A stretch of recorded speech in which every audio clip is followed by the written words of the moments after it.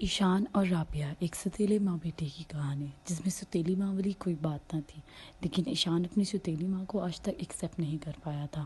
شروع ہی دن سے وہ اپنے باپ کے ساتھ اکیلا رہتا تھا۔ جب اس کے باپ نے دوسری شادی کی تو اس کو لگا کہ اگر میں اس رابعہ کو ایکسیپٹ کرتا ہوں تو یہ میری پہلی ماں کے ساتھ میری بے وفائی ہوگی۔ حالانکہ رابعہ اس کے ساتھ ہر ممکن کوشش کرتی تھی، اس کے لیے ناشتہ بناتی تھی، اس کے فٹ بال میچ دیکھنے جاتی تھی اور وہاں اس کا بھرپور ساتھ بھی دیتی تھی۔ ایک کالی رات میں جب ایشان اپنے گھر واپس آ رہا تھا، بارش ہو رہی تھی، اس کا بائک سلپ ہوا اور اس کو بہت زیادہ چوٹ لگی۔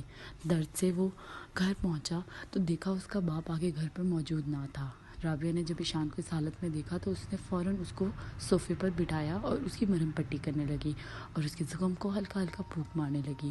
یہ دیکھ کر ایشان کی آنکھوں میں آنسو آ گئے اور اس کو اپنی ماں کی یاد آئی۔ اس کے بعد رابعہ نے ایشان کو بستر میں لٹایا اور اس پر کمبل اڑا۔